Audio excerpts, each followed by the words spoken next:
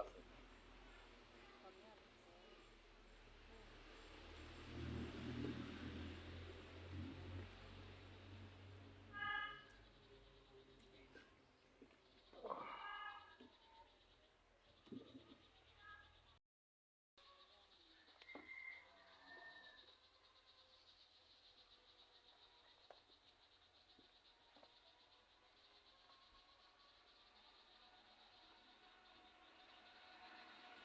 আচ্ছা নিচে রস নিচে রস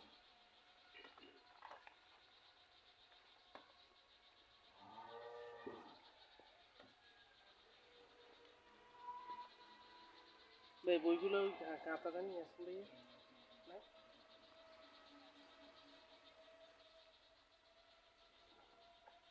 সালাম আলাইকুম। ভালো আছেন?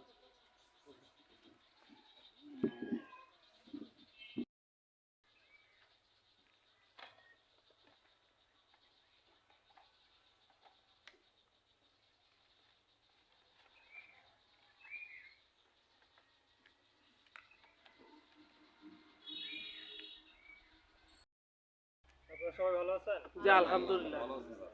আছি আলহামদুলিল্লাহ ভালো আছি। আপনাদের সাথে শেষ বিকেলে একটু দেখা করতে আসলাম। হলো আপনাদের খামার কেমন চলতেছে? আলহামদুলিল্লাহ সবারই ভালো? ইনশাআল্লাহ। খামারে কোনো রোগ বালাই আসে?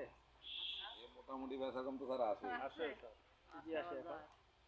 পুরা রোগটা বেশি। পুরো রোগের ভ্যাকসিন দেন না? ভ্যাকসিন দিই। ভ্যাকসিন দেওয়ার পরেও ভ্যাকসিন দেওয়ার পরে ওটা কি হয়? আমরা পুরো রোগটা হলো আসলে এটার পুরো রোগেরই অনেকগুলো জীবাণু আছে। ৫-৬টা জীবাণু আছে।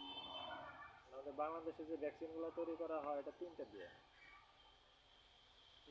আর কয়েকটা বাতি থাকে। তারপরে দেখা যায় যে দিলে অনেক সময় হয়, তো হইলেও ওটা আপনার ইটা কম হয়, সিভিয়ারিটি এফেক্টিভ ইটা কম। হ্যাঁ একটু কম হয়, তারপরে দেওয়া ভালো। দিই আমরা আর যেগুলির ধরেন একবার পুরার সমস্যা হয়েছে ভালো হয়ে গেছে এখন এগুলিরই কি আর পুরার ভ্যাকসিনটা দেওয়া যাইবে কিনা দেওয়া যাবে, ভালো হয়ে গেছে যেগুলো এগুলো দেওয়া যাবে আবার নির্দিষ্ট সময় 5 মাস 6 মাস পর পরে দিতে হবে। আপনাদের তো অনেকগুলো ট্রেনিং হয়েছে না? এদিকে কথা বলেন এদিকে কথা বলেন এখন তো আসলে ট্রেনিং নাই বললেই চলে, ট্রেনিং বন্ধ হয়ে দিচ্ছে। এখন হলো যে ট্রেনিং গুলা করছেন এগুলো এখন নিজেরা একটু কাজে লাগাবেন, যে জ্ঞানগুলা অর্জন করছেন এগুলো কাজে লাগাবেন।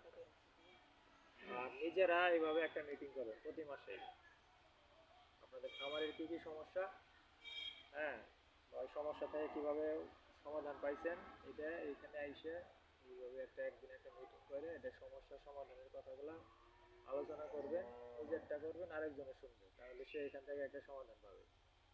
বা একজনের একটা সমস্যা হয়েছে আরেকজন দেখবেন যে সে ওই সমস্যা থেকে হয়তো উত্তরণ পাইছে, সমাধান পাইছে আগেই, হ্যাঁ সে এটার সমাধান পাইছে, দেখবেন যে পরে সে আপনাকে বলতেছে এইভাবে এইভাবে করে। আপনি এইভাবে করবেন দেখবেন যে আপনার সমাধান পেয়ে গেছেন। এইভাবে একটু নিজেদের মধ্যে আলোচনা করবেন প্রতি মাসে একবার করে। আর আপনাদের এখানে সঞ্চয় কত হয়েছে জানেন?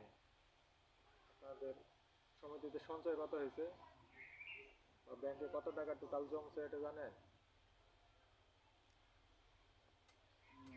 মেয়ের আবার 5 লাখ স্যার। মেয়ের আবার 5 লাখ। এটা সবাইকে জানাই দিবেন, প্রত্যেক সদস্যের জানবে যে কত টাকা জমছে। আপনাদের বই আছে না, পাস বই আছে না, লিখে নেন,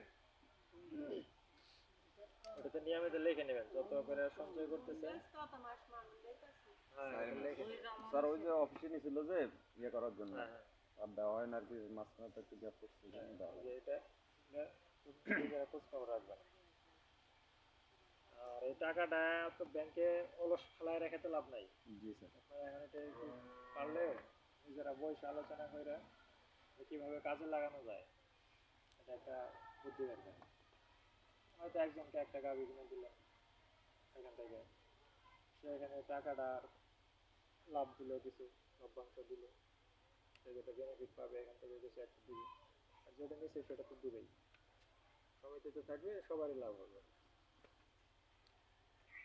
আর হলো যে কৃমিনাশক ওষুধ এটা খাওয়ার নিয়মিত? জি স্যার প্রতি 3 মাস পর পর কৃমিনাশক খাওয়াবেন। বাছুরের ক্ষেত্রে যদি দেখেন যে বাছুর হওয়ার পরে পায়খানার সাথে কৃমি আসতেছে তাহলে সাথে সাথে খাওয়াই দিবেন কৃমিনাশক, তাহলে 2 মাস দেখবেন খাওয়াবেন।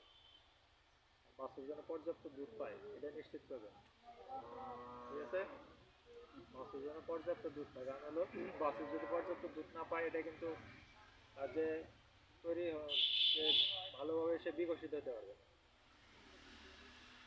সে ভালোভাবে যদি বেড়ে উঠতে না পারে তাহলে পরবর্তীতে যখন বড় হবে তখন অনেক সমস্যা দেখা দিবে।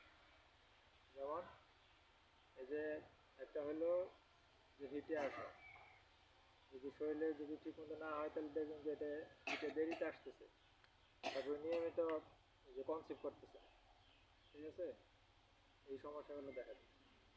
সেই জন্য পর্যাপ্ত পরিমাণ দুধ বাছুরকে দিতে হবে। আর হলো খামারের পরিচর্যা নিয়মিত করতে হবে। দুধের খামার যেগুলো আছে, দুধের গাভী যেগুলা, এটা দুধ দহনের পরে সকালবেলা যখন দুধ দহন করেন, দুধ দহনের পরে খাবার দেন না? জি দুধ দহনের পরে খাবার দিবেন, এটা কি করেন? জি জি দুধ দহনের পরে খাবার দিবেন, তাহলে গাভীর যে উলান খোলা রোগ আছে মেস্টাইটিস হওয়ার সম্ভাবনা কম। এটা অনেকাংশে কমে যাবে। আর দুধ দহন করার পরে এই যে কিছু জীবাণুনাশক আছে, সিম্পলি কোভিসেপ যেটা আছে, এটা দিয়ে বাটটাকে একটু হাতে লাগায় বাটটাকে একটু করে দিবেন, দিলে জীবাণু থাকলে এগুলাই যাবে। আর যদি কোনো গাভীর যদি বাট যদি নষ্ট থাকে, দেখেন যে 3টার মধ্যে 4টার মধ্যে একটা নষ্ট বা একটা দুধ সমস্যা আসতেছে, আর আগে একটাতেই অনেক আর সমস্যা মানে একটা গন্ধই বার। তাহলে ওই গাভীটার দুধ সবার